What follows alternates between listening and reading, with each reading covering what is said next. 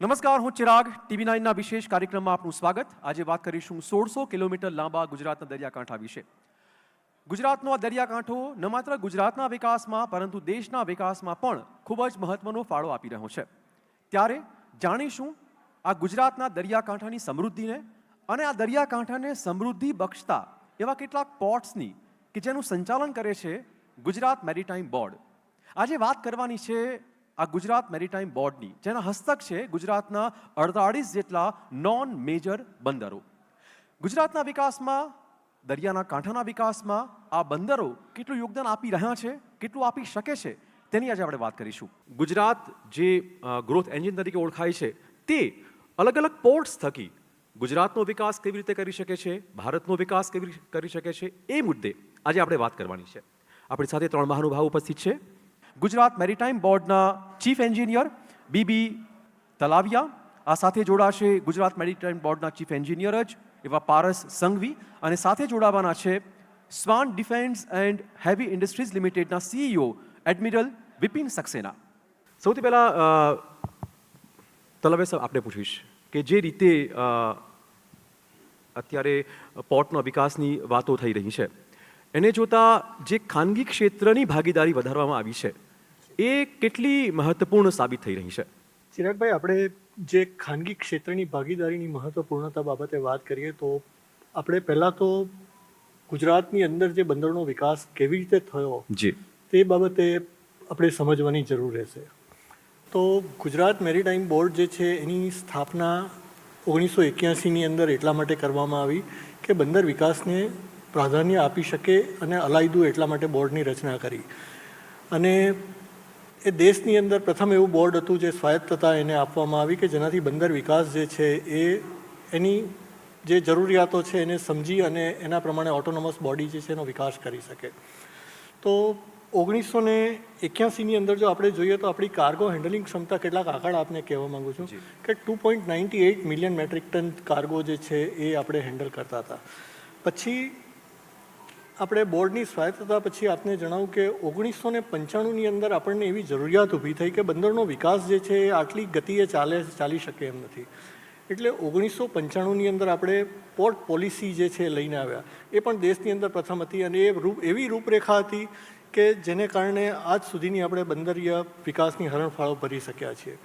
તો 1995ની અંદર આપણો કાર્ગો જો જોઈએ તો 17.15 મિલિયન મેટ્રિક ટન હતો, અને અત્યારે જે જોઈએ 2000ની અંદર તો 48.48 હતો, અને 2025ની અંદર 488 મિલિયન મેટ્રિક ટન કાર્ગો આપણે હેન્ડલ કરી રહ્યા છીએ. આમ તો આપણે જોઈએ કે કેપેસિટી જે છે એના 70% કાર્ગો જે છે હેન્ડલ થાય એટલે પોર્ટ કેપેસિટી જે છે તમારી આવી જાય, ફર્ધર એક્સપાન્શનની જરૂર પડે. તો આપણી અત્યારની કેપેસિટી 600 મિલિયન મેટ્રિક ટનની છે. હવે આપને એવું થશે કે પોર્ટ પોલિસીની અંદર આપણે એવી રચના કરી કે એક તો હરણફાળ આપણે ભરવા માટે પોર્ટ પોલિસી બનાવી, તો આપણે આયોજન એનું કેવી રીતે કરવું? તો પોર્ટ પોલિસીની અંદર એવી જોગવાઈ કરવામાં આવી કે હયાત બંદરોની ઉપર જે અંડર યુટિલાઇઝડ કેપેસિટી છે એને આપણે પ્રાઇવેટ ઇન્વેસ્ટમેન્ટથી આપણે એને વિકાસ કરીએ. બીજું જો જોઈએ તો હયાત ઇન્ડસ્ટ્રીઝ જે છે એ તો પોર્ટની પાસે ન હોય તો એ તો નદી કિનારે કે ગમે ત્યાં એને જે હોય તો ઇન્ડસ્ટ્રીને પોતાના કાર્ગો માટે, ઇન્ડસ્ટ્રી જે છે પ્રાઇમ છે, તો એના પોતાના કાર્ગો હેન્ડલિંગ માટે આપણે એની અંદર કેપ્ટિવ જેટીનું પણ પ્રોવિઝન કર્યું. અને બંદરીય ક્ષમતાઓ જે મોટા બંદરો વિકસાવવાનું એ તો એની અંદર હતું જ, પણ મોટા બંદરો વિકસાવવામાં પણ વાર લાગે અને એની અંદર હ્યુજ કોસ્ટ જે છે ઇન્વોલ્વ થાય. એટલે આપણે ઇન્ટરીમ જરૂરિયાતો છે એને આ રીતે પૂરી કરી. અને આપણે 1995ની પોલિસીની અંદર આપણે જોઈએ તો પહેલું પોર્ટ જે છે પીપાવાવ પોર્ટ જે છે ખાનગી ક્ષેત્રનું પોર્ટ 1996ની અંદર આપણે સ્થાપ્યું. પછી જે છે મુન્દ્રા પોર્ટ એ 2001ની અંદર આપણે લાવી શક્યા, જે આજે દેશનું મોટામાં મોટું, આપણે નાના બંદરો કહીએ પણ દેશનું મોટામાં મોટું બંદર છે. અને દહેજ પોર્ટ જે છે 2004ની અંદર આવ્યા. ખાનગી રોકાણની બાબતો જોઈએ તો એનાથી ડેવલપમેન્ટ ફાસ્ટ થાય અને સરકારી સંસાધનોનો જે ઉપયોગ છે સરકાર ઘણી બધી યોજનાઓની અંદર વાપરી શકે. અને આના ફાસ્ટ વિકાસથી કાર્ગો હેન્ડલિંગ જે છે એ ઇન્ડસ્ટ્રીઓના ડેવલપમેન્ટ સાથે મેચઅપ થાય.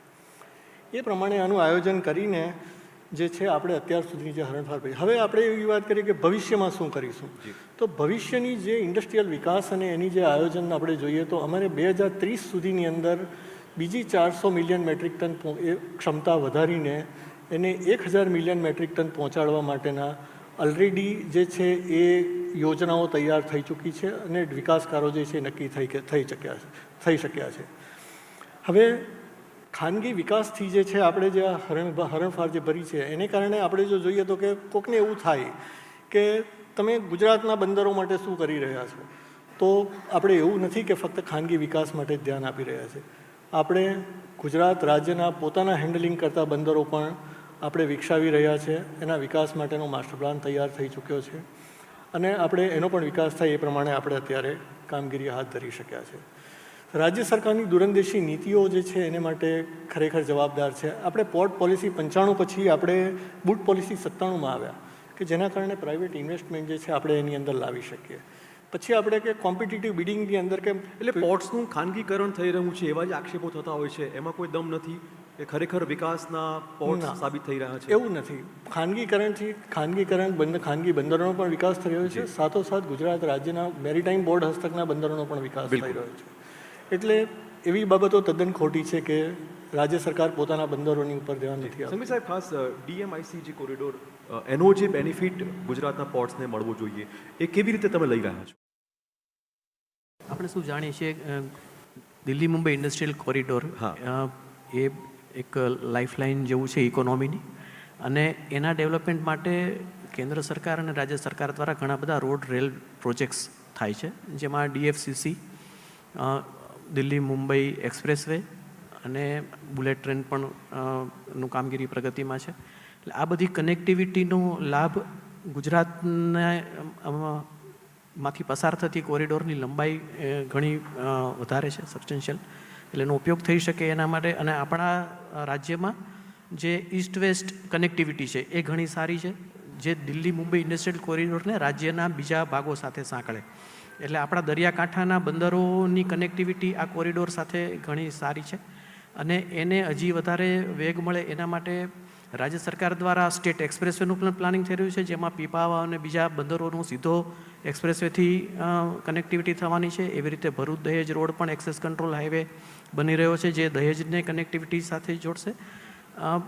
જે હિન્ટરલેન્ડ છે આપણા રાજ્યના પોર્ટ્સ માટે, ઉત્તર અને મધ્ય ભારત, જે ભારતના પશ્ચિમ કાંઠાના બંદરો છે એ ભારતના કુલ કાર્ગોના આશરે 70% જેટલો કાર્ગો વહન કરે છે. અને આ 70% કાર્ગો જ્યાં પ્રોડ્યુસ થાય છે અથવા ઇમ્પોર્ટ થતો હોય તો જ્યાં સપ્લાય થાય છે, એને જોડતી આ દિલ્હી મુંબઈ ઇન્ડસ્ટ્રીયલ કોરિડોર ખૂબ અગત્યની કડી છે. અને એની આટલી સારી કનેક્ટિવિટીનો લાભ આપણને પણ મળે એના માટે આપણી લેટરલ કનેક્ટિવિટી અને આપણા પોર્ટ ઉપર લાસ્ટ માઇલ કનેક્ટિવિટી છેક સુધી આપણે પહોંચી શકે, રેલવે લાઇન, રોડ લાઇન, એ માટેના પ્લાનિંગ થઈ રહ્યા છે. અમે GMB ખાતે પણ જે મિસિંગ નાના લિંક્સ છે એને પણ આઈડેન્ટિફાઈ કર્યા છે, જે રિસ્પેક્ટિવ ઓથોરિટી છે, R&B ડિપાર્ટમેન્ટ હોય કે રેલવે ઓથોરિટીઝ હોય, એની સાથે પણ ઘણા ટ્યુનિંગ સાથે અને સમગ્રતયા કામ થઈ રહ્યું છે. એટલે અમને જે લાસ્ટ માઇલ કનેક્ટિવિટી પણ છે એ DMIC સાથે જોડવા માટે ઘણી ઉપયોગી સાબિત થઈ રહી છે. અને જે આપણા પોર્ટના કાર્ગો વહનની ક્ષમતામાં, અને રિસેન્ટલી જ હમણાં જે હાઇલાઇટ થયું કે જે ટર્ન અરાઉન્ડ ટાઈમ છે એ ઘણો અડધો થઈ ગયો છે, 48 કલાકની જગ્યાએ 24 કલાક. તો એમાં આ ફાળો પણ ઘણો મહત્વનો છે. विपिन जी, आपने तो 32 साल नेवी में गुजारे हैं, उसके बाद शिप बिल्डिंग में ये ट्रांसफॉर्मेशन कैसा रहा, और बेसिकली स्वान जो है वो क्या अभी कर रहा है कंपनी? स्वान ग्रुप इसका हेड कर रहा है इसको, और SDHI Swan defence and heavy industry जो है वो उसकी सब्सिडरी कंपनी है. आपको ये बता दूं कि ये देश का सबसे बड़ा शिपयार्ड है, जो कि लगभग 600 एकड़ के क्षेत्रफल में फैला हुआ है. और उसमें जो सबसे अहम बात है वो हमारा जो ड्राईडॉक है वो ना सिर्फ देश का परंतु विश्व का 4थे नंबर का ड्राईडॉक है साइज़ में. लंबाई 662 मीटर है, चौड़ाई 65 मीटर है, और हम उसमें 4 लाख DWT के शिप्स बना सकते हैं. इसका मतलब हम बड़ा और उससे बहुत बड़े ऐसे जहाज हैं जो VLCC हैं, GLCC हैं, ULCC हैं, एफ्रामैक्स हैं, पैनामैक्स हैं, वो सब कंस्ट्रक्ट कर सकते हैं. इसके अलावा हमारा शिपयार्ड में जो एक और स्पेशल एरिया है जिसको हम ब्लॉक कंस्ट्रक्शन साइट कहते हैं, जो कि 340 एकड़ में फैला हुआ है, वो भी बहुत देश का बहुत बड़ा फैसिलिटी है, जिसमें कि 2.41 वर्ग फीट का कवर्ड एरिया है, जिसमें कि हम पूरे साल बिना किसी बाधा के शिप कंस्ट्रक्शन कर सकते हैं। जो हमारी कैपेसिटी हम 12,000 टन पर मंथ, मतलब एक साल में 1,44,000 टन का हम लोग स्टील फैब्रिकेशन कर सकते हैं और लगभग 1,000 स्पूल्स पर डे बना सकते हैं। तो मैं ये ज़रूर कहूँगा कि ये जो शिपयार्ड है स्वान डिफेंस, ये देश का इतना बेहतरीन शिपयार्ड, इतना बड़ा शिपयार्ड है, इसमें बहुत क्षमताएँ हैं, कैपेसिटी हैं। इसको इस ग्रुप ने पिछले वर्ष टेक ओवर किया और उसको टेक ओवर करने के बाद में काफ़ी मॉडर्नाइजेशन हुआ, उसमें लगभग 150 મિલિયન ડોલર્સ का इसमें खर्च हुआ है। જી દલવ સાહેબ, આપણે પૂછીશ કે જે રીતે નરેન્દ્ર મોદીએ એનું સપનું સેવ્યું છે કે મેરીટાઈમ જે ક્ષેત્ર છે એ વર્લ્ડ મેરીટાઈમ લીડર બની શકે ભારત દેશ આપણો, એમાં ગુજરાત મેરીટાઈમ બોર્ડની ભૂમિકા કયા પ્રકારની રહેશે? શું નવા પ્લાનિંગ છે જેથી કરીને દેશને જે જોઈએ છે એ ગુજરાતમાંથી મળી શકે? બોર્ડનું વિઝન રહ્યું છે કે અમે અમારી ક્ષમતા જે છે બંદરીય ક્ષમતા વધારવી પડે અને બંદરીય ક્ષમતા વધારવા માટે 3,000 મિલિયન મેટ્રિક ટન જે છે 2047 સુધીની અંદર અમારે લઈ જવા માટેનું અમે પ્લાનિંગ કરી લીધું છે, જેને માટે 1,000 મિલિયન ટન તો હમણાં અમે આ 2030 સુધીમાં એચીવ કરી લઈશું અને બાકીની જે યોજનાઓ છે એ આઈડેન્ટિફાઈ અમે લોકોએ કરી લીધી છે અને એ પ્રમાણે જે છે બંદરીય ક્ષમતા વધીને હજી પણ ગુજરાત જે છે એ દેશની અંદર અગ્રેસર રહે એ પ્રમાણેનું જે છે અમારું આયોજન છે. સમીર સાહેબ, તમે જે વાત કરીને ડેવલપમેન્ટની, ઇન્ફ્રાસ્ટ્રક્ચરની, ખાસ તો ચર્ચામાં એક મુદ્દો હતો કે પોર્ટ સિટી ડેવલપ થવા જોઈએ, એ દિશામાં શું પ્રયત્ન થઈ રહ્યા છે? આપણે 70% cargo eastern western ports handle કરે છે અને આપણે જોયું કે એમાં ખાસ કરીને કન્ટેનર ટ્રાફિકની ઘણા વધારાની સંભાવના છે. અમારો અભ્યાસ એવું કહે છે કે જીડીપી ગ્રોથ અને કન્ટેનર ટ્રાફિકનો ગ્રોથ યુનિફોર્મલી અને એક જ રીતે વધે છે. જે પ્રપોર્શનમાં જીડીપી વધે છે એ જ રીતે કન્ટેનર ટ્રાફિક વધે છે. અને જે મેરીટાઈમ વિઝન છે ગવર્મેન્ટ ઓફ ઇન્ડિયાનું અને આપણા રાજ્યનું, અને આગળ જે ટ્રિલિયન ઇકોનોમી, 5 ટ્રિલિયન 6 ટ્રિલિયન આગળ જે આપણા પ્લાનિંગ છે ને એ જીડીપી ગ્રોથ જે આપણે એકચ્યુઅલ એચીવ કરી રહ્યા છીએ જોતાં કન્ટેનર ટ્રાફિક ખૂબ ઘણો વધારે વધવાની સંભાવના છે. હાલમાં આપણે કેન્દ્ર સરકારના કુલ કાર્ગો હેન્ડલિંગના 30% જેટલું હેન્ડલિંગ ગુજરાત મેરીટાઈમ બોર્ડના પોર્ટ દ્વારા થાય છે અને નોન મેજર પોર્ટના 66% જેટલો કાર્ગો આપણે હેન્ડલ કર્યા છે. આ કાર્ગોમાં જે વધારો થવાનો જે સંભાવના છે at the rate of GDP growth, એટલે હજી ઘણી વધારે કેપેસિટીની ક્ષમતાની જરૂર પડશે અને જે જરૂર પડશે એ inclusive growth including industrial growth સાથે સિનર્જીમાં થાય એવી જરૂર રહેશે. કારણ કે આપણે ઇમ્પોર્ટ અને એક્સપોર્ટ, એસીઝેડ અને એસઆઈઆર જે બધા પ્રવર્તમાન રાજ્ય સરકારની યોજનાઓ અને એક્ટ છે એનો લાભ પણ એમાં ઇન્ટિગ્રેટ થઈ શકે એવી રીતે એ ડેવલપમેન્ટનું એટલો બધો સ્કોપ છે. ખરેખર તો હું કહું તો જરૂર છે અને એ પ્રમાણે ગુજરાત મેરીટાઈમ બોર્ડ છે એણે અભ્યાસ કર્યો છે અને આખા સાગરકાંઠાનો અભ્યાસ કરી અને મોસ્ટ એટલે મૂળ વાત એ જ કે જ્યાં પોર્ટ, જ્યાં બંદર છે એની આસપાસના ગામડાનો વિકાસ થાય, ત્યાંના લોકોને રોજગારી મળી, ઇન્ક્લુઝિવ રોડ રસ્તા બને. જી હા, ઇન્ક્લુઝિવ ગ્રોથ અને એમાં સાથે ઇન્ડસ્ટ્રીયલ ક્લસ્ટર્સ ડેવલપ થાય. ઓલરેડી જે ક્લસ્ટર ઇન્ડસ્ટ્રીયલ છે ડીએમઆઈસી એલોંગ અને બીજે એનો પણ વિકાસ થાય અને રોજગારીમાં વધારો થાય. પ્લસ કાર્ગો જે બંદરોનો જે ઉદ્યોગ છે એ ઘણી બધી આનુષંગિક ઇન્ડસ્ટ્રીને પણ પોષે છે. તો ઓવરઓલ વિકાસ થવાની પોર્ટલેટ સિટીની પૂરેપૂરી સંભાવના છે અને જરૂર પણ છે અને એ પ્રમાણે પ્લાનિંગ પણ ચોક્કસ છે. પ્રયત્નો થઈ રહ્યા છે ખરા અત્યારે? જી, અત્યારે પ્રયત્નો થઈ રહ્યા છે. પ્રોસ્પેક્ટિવ લોકેશન્સ આઈડેન્ટિફાઈ કરી અને ત્યાં આખું માસ્ટર પ્લાન કરી આગામી કેપેસિટી 500 મિલિયન મેટ્રિક ટન સુધીની, જેમ સાહેબે કહ્યું કે એક મોડેલ પોર્ટ સિટી ડેવલપ કરવાનો કોઈ પ્લાન કે શરૂઆતમાં આપણે અહીંયાથી શરૂઆત કરીએ એવું કંઈક? જી, એક મોડેલ પોર્ટ સિટી અત્યારે શરૂ કરવાનું પ્લાનિંગ ગુજરાત મેરીટાઈમ બોર્ડનું છે અને એના માટેનો પ્રાથમિક અભ્યાસ ઘણી હદે પૂરો થઈ ગયો છે અને નેક્સ્ટ રાઉન્ડમાં એનું ફાઇનલાઇઝેશન થઈ અને એ વિકાસની दिशा में आगे करें. ओके विपिन जी, शिप बिल्डिंग के बारे में थोड़ा पॉलिसी के बारे में कुछ अगर जानकारी चाहिए तो इम्प्लीमेंटेशन के लेवल पे गुजरात में क्या हो रहा है, आप कंपनी भी क्या कर रही है, क्या फ़ायदे उसके? देखिए, आप जैसे जानते हैं कि अभी हाल ही में इस साल बहुत सारी पॉलिसीज़ गवर्नमेंट ऑफ इंडिया ने और गवर्नमेंट ऑफ गुजरात ने भी जारी की हैं, खासकर अपने शिपिंग में और शिप बिल्डिंग क्षेत्र में. और ये मेरा मानना है कि जो पॉलिसीज़ अभी हाल में ही प्रमलगेट हुई हैं, अनाउंस हुई हैं, वो उससे पूरे इकोसिस्टम जो कह सकते हैं, मैरीटाइम इकोसिस्टम में एक बहुत पॉजिटिविटी आई है, एक बहुत कॉन्फिडेंस आया है। और ऐसा लगता है मुझे कि बहुत वर्षों से हम उसका इंतज़ार कर रहे थे इस सारे पॉलिसी का। सबसे बड़ी जो चीज़ निकल के आई है ship building financial assistance policy, जिसमें कि लगभग 25,000 करोड़ का प्रावधान किया गया है। दूसरा जो आपका शिप रिसाइकलिंग पॉलिसी, जिसमें 40% का जो रिसाइकल्ड वैल्यू उसको क्रेडिट मिलेगा। मैरीटाइम डेवलपमेंट फंड है, इसके अलावा शिप बिल्डिंग डेवलपमेंट फंड है। और सबसे बड़ी बात यह है कि लॉन्ग टर्म जो आपको फाइनेंशियल असिस्टेंस मिलना चाहिए, जो कि बहुत लंबा हमारा जो शिप बिल्डिंग कम्युनिटी का आस कह सकते हैं, जो हमारी सोच थी कि हमको मिले वो, तो उससे हम लोग कॉम्पिटिटिव हो सकें।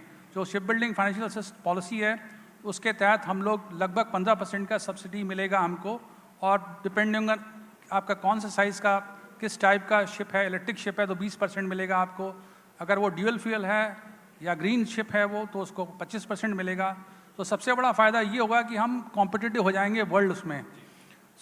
ये जो पॉलिसी निकल के आई है, और एक और चीज़ बता दूँ आपको कि जो एक और इम्पॉर्टेंट पॉलिसी है जिसमें कि जो फाइनेंस कॉस्ट होती थी जो वर्किंग कैपिटल के लिए, वो हमारे देश में बहुत ज़्यादा थी।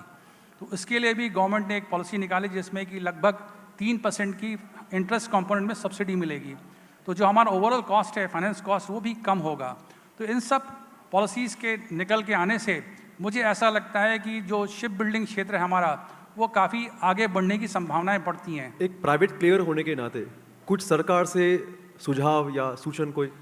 यस, मैं आपको एक चीज़ कहूँ कि अभी फ़िलहाल अभी थोड़े समय पहले ही हमारे प्रधानमंत्री साहब भावनगर आए थे, मैं भी वहाँ पे गया था। उन्होंने 2 चीज़ों में बहुत ज़्यादा तवज्जो दी थी अपने भाषण में। उन्होंने कहा था कि समुद्र से समृद्धि, और दूसरा कहा था उन्होंने चिप एंड शिप। चिप छोटी सी है और शिप बहुत बड़ी है। ये दोनों हमारे देश के लिए छोटे से लेके बड़ा चीज़ों का हमको आत्मनिर्भर बनना है। आप सबको ये चीज़ मालूम होगा कि हमारा जो एक्सिम ट्रेड है 95% बाय वॉल्यूम जो कहते हैं हम उसको, और लगभग 70% वैल्यू, लगभग 6,000 करोड़ रुपए जो हमारे हैं वो हम लोग फॉरेन कंपनीज़ को शिप के जो कार्गो हैं उसको कैरी करने के लिए उनको पे करते हैं। मतलब 6 लाख करोड़ जो हैं वो पैसा फॉरेन कंपनी को जाता है। पर इस जो प्रयास हो रहे हैं अपने गवर्नमेंट के, मुझे ऐसा लगता है कि उन प्रयासों से अगर हम शिप बिल्डिंग अपनी मजबूत करें यहाँ पे, तो निश्चित रूप से उसमें काफ़ी कुछ पैसा जो अपना बाहर जाता है वो इस देश में ही काम आएगा। उससे फ़ायदा ये होगा कि हमारा जो इकोसिस्टम है, मरीन इकोसिस्टम जो है शिप बिल्डिंग का, शिपिंग का, वो बहुत इम्प्रूव होगा। તલાવે સાહેબ, જેમ શિપ બિલ્ડિંગની વાત કરી, શિપ રિસાયકલની વાત કરીએ, સોરી, એમાં ઇન્વેસ્ટર્સને તમે કેવી રીતે એટ્રેક્ટ કરી રહ્યા છો, અથવા તો વધુને વધુ એટ્રેક્ટ થાય ઇન્વેસ્ટર્સ શિપ રિસાયકલિંગ માટે, એના માટે જીએમબી શું કરી રહ્યું છે? અલંગ જે શિપ રિસાયકલિંગ યાર્ડ છે એ દુનિયાનો સૌથી મોટો શિપ રિસાયકલિંગ યાર્ડ છે અને આપણે એની અંદર અગ્રેસર જ રહ્યા છીએ. શિપ રિસાયકલિંગને માટે જો આપ જોઈએ તો આપણા કોમ્પિટિટરો છે, મેઇનલી જે બાંગ્લાદેશ છે કોમ્પિટિટર છે. તો એની સામે જે છે એ આપણે જે પગલાઓ લઈ રહ્યા છીએ કે મેક્સિમમ શિપ રિસાયકલિંગ આવે. તો પહેલાં તો કેવું હતું કે શિપ રિસાયકલિંગ જે છે એક્ટિવિટીઝ બધા પોતપોતાની રીતે કરતા હતા. એને કારણે જે છે પર્યાવરણ અને કામદારોની સલામતી વગેરે જે બાબતો જળવાતી નહોતી. એટલે IMOએ પછી એક હોંગકોંગ કન્વેન્શન જે છે એમણે પબ્લિશ કર્યું અને જેની અસર જે છે જૂન 2025થી શરૂ થઈ ગઈ છે. તો એ શરૂ થતાં પહેલાં આપણી પાસે જે ટોટલ 130 યાર્ડ છે એમાંથી 115 યાર્ડ જે છે આપણે HKC કોમ્પ્લાયન્સ યાર્ડ બનાવી દીધા. એટલે હવેથી જે છે એ બાંગ્લાદેશની અંદર તો હજી શરૂઆત થઈ રહી છે. તો આપણી એડવાન્સ પ્રિપેરેશનને કારણે આ બધા જહાજો જે છે આપણને શિપ રિસાયકલિંગ માટે મળશે. ત્યાં સુધી નથી અટકી રહ્યા, આપણે એનાથી પણ વધારે જે આપને જણાવવું કે યુરોપિયન દેશોના જે જહાજો છે એનો દુનિયાની અંદર જથ્થો લગભગ 40% જેટલો એ લોકો ધરાવે છે. આ 40% જથ્થાને એટ્રેક્ટ કરવા માટે એ લોકોના પણ શિપ રિસાયકલિંગના જે નોર્મ્સ છે HKC કરતાં પણ સ્ટ્રિન્જન્ટ છે. તો આપણે HKC સુધી લિમિટ નથી રહ્યા, પણ આપણે EUના જહાજો પણ લાવી શકીએ એ માટે આપણે કોમ્પ્લાયન્સ થઈ ગયા છીએ. એમણે ઓડિટ પણ કરી લીધું છે અને જે છે એના એપ્રુવલ જે છે વર્જ ઓફ કમ્પ્લીશન છે. તો આપણો આ બિઝનેસ જે છે એ સંપૂર્ણ જે દુનિયાની જે આગામી જરૂરિયાતો છે એને પૂર્ણ કરવા માટે આ સક્ષમ રહેશે. પરેશભાઈ, એક નવું ટર્મ છે અત્યારે જે સિનેરિયો ચાલી રહ્યો છે પોર્ટ ઓપરેશન્સમાં, ગ્રીન એનર્જી. જી, એનું ઇમ્પ્લિમેન્ટેશન જીએમબી થકી કેવી રીતે, અને એના કેમ કે ઇકોનોમિકલ પાસા પણ જોવા પડે કે એ પોસાય છે કે નથી પોસાતું, એના માટે કેટલું તૈયાર છે? પૂરેપૂરું તૈયાર છે જીએમબી. આપણે જાણીએ છીએ કે આપણા દેશમાં અને ખાસ કરીને ગુજરાતમાં એબન્ડન્સ ઓફ સોલર એનર્જી અવેલેબલ છે ઓલમોસ્ટ વર્ષના મોટાભાગના દિવસો. અને એટલે અમારા પ્રોજેક્ટ્સમાં સોલાર એનર્જીનો મહત્તમ ઉપયોગ કરી અને એના ઓપરેશન્સમાં એનર્જી રિક્વાયરમેન્ટમાં એનો મેક્સિમમ ઉપયોગ થાય એવા અમારા પ્રયત્નો નવા પ્રોજેક્ટ્સમાં પણ એનો સમાવેશ કરવામાં આવનાર છે. અને એ સિવાય પણ જે એનર્જી એફિશિયન્ટ ઉપકરણોનો ઉપયોગ કરવો અને રિસાયકલિંગનો પણ જ્યાં થઈ શકે ત્યાં સમાવેશ કરવો, એટલે એ ગ્રીન દિશા તરફ પણ જીએમબી અને નવા પ્રોજેક્ટ્સ માટે તૈયાર છે. હવે ઓડિયન્સને થોડુંક તમે સમજાવી દો કે મેરીટાઈમ ક્ષેત્ર એ રોજગારી માટે કેટલું મહત્વનું છે, કેમ કે બહુ ઓછા લોકોને ખબર છે કે આમાં પણ રોજગારી છે. કેમ કે સાહેબે જેમ વાત કરી, લગભગ 10 ગણી વધારે રોજગારી આપણું આ સેક્ટર પૂરું પાડે છે. તો જે લોકોને આ સેક્ટર વિશે ખબર જ નથી, તમને સ્કિલ લેવલ મળતા નથી, એ મોટી સમસ્યા છે, એ વિશે તમે શું કહેશો? મેરીટાઈમ સેક્ટર એ માત્ર કાર્ગો આવન જાવન એટલું જ નથી. આપણે હમણાં જોયું એમ એ શિપ યાર્ડ્સ એટલે નવા શિપ બનાવવાના, શિપના સમારકામ, એ સિવાય રિસાયકલિંગ જેનું આપણી પાસે સૌથી મોટું દુનિયાનું યાર્ડ છે. એટલે જ્યારે આટલી બધું એકસાથે થતું હોય અને અનેક પ્રકારના કાર્ગો હેન્ડલ થતા હોય, ઘણા બધો કોમોડિટી તો બધી કન્ટેનર ટ્રાફિકથી જતી હોય, એટલે એ સાથે ઘણી બધી એલાઇડ ઇન્ડસ્ટ્રીઝની અને ઘણા બધા સ્કિલ સેટની જરૂર પડે. શિપ યાર્ડની વાત કરીએ તો નવા શિપ બિલ્ડિંગ માટે માત્ર આયર્ન પ્રોડ્યુસની સાથે સાથે અનેક બીજી કોમોડિટીઝની જરૂર પડે જેનો એમાં ઉપયોગ થવાનો હોય. એટલે એની જે સપોર્ટિંગ ઇન્ડસ્ટ્રીઝ છે એ ડેવલપ થાય, અને જેટલી ઇન્ડસ્ટ્રી ડેવલપ થાય એટલું દરેક રોજગારીની તકો અને તમારે સ્કિલના વધારાની પણ જરૂર પડે, અને જેટલા સ્કિલ માણસો વધારે મળે એટલી વધારે રોજગારી પણ જનરેટ થઈ શકે. જેટલું કાર્ગો હેન્ડલિંગ વધારે થાય અને એની સાથે જે ઇક્વિપમેન્ટ્સ અને જે બધા ડિપ્લોય થતા હોય, અને આપણે જે પ્લાન કરી રહ્યા છીએ ઘણા બધા બંદરો આપણા એવા છે કે જેમાં લાઇટરેજ ઓપરેશન એવું કરવું પડે, એ એવોઇડ થાય અને ડાયરેક્ટ બર્થિંગ થાય એવા પ્રકારના જેટી અને બંદરોના નિર્માણ થતા હોય, ત્યારે એ આવાગમન સમય ઓછો થઈ જાય ત્યારે ઘણા બધા માણસો, ઇક્વિપમેન્ટ હેન્ડલિંગ અને એની જરૂર પડે. એ સિવાય જે એલાઇડ ઇન્ડસ્ટ્રીઝ છે, ઘણી બધી આપણી પાસે કેપ્ટિવ જેટી છે કે જે ઇન્ડસ્ટ્રી સ્પેસિફિક જેટી છે. તો એ ઇન્ડસ્ટ્રીઝ છે એ કાચો માલ આયાત કરે અને એને પ્રોડ્યુસ કરીને ત્યાંથી નિર્યાત કરે, તો એની સાથે એ ઘણા બધા લોકોને રોજગારી આપે છે. ટૂંકમાં સરકારની પોલિસી તૈયાર છે, સમાજમાં અવેરનેસ આવે કે આ ક્ષેત્રમાં પણ રોજગારી પ્રાપ્ત થઈ શકે છે, એ પણ એટલું જરૂરી છે, અને જીએમડી પોતે કામ કરી જ રહ્યું છે. અમારી બધી તૈયારી છે, ઘણું બધું પ્લાનિંગ થઈ ગયું છે, અમારા લોકેશન્સ આઈડેન્ટિફાઈડ છે અને આગળના સ્ટેજે જવા માટે we are very much ready. બિલકુલ. તો ચોક્કસ અપેક્ષા રાખીએ કે તમારા થકી આપણા ગુજરાતના જે સમુદ્ર કાંઠો છે, સમુદ્ર કાંઠો એ ઓર સમૃદ્ધ બને, લોકો નવું રોજગારીનું સર્જન પણ કરી શકે અને રોજગારી મેળવી પણ શકે, અને ગુજરાતનો જ નહીં દેશના જીડીપીમાં પણ જે ગુજરાત મેરીટાઈમ બોર્ડ અથવા ગુજરાતના બંદરો જે સમૃદ્ધિ વિકસાવી રહ્યા છે તે કન્ટિન્યુ રહે. આપ ત્રણેયનો ખૂબ ખૂબ આભાર તમામ ચર્ચા બદલ. Thank you so much. Thank you.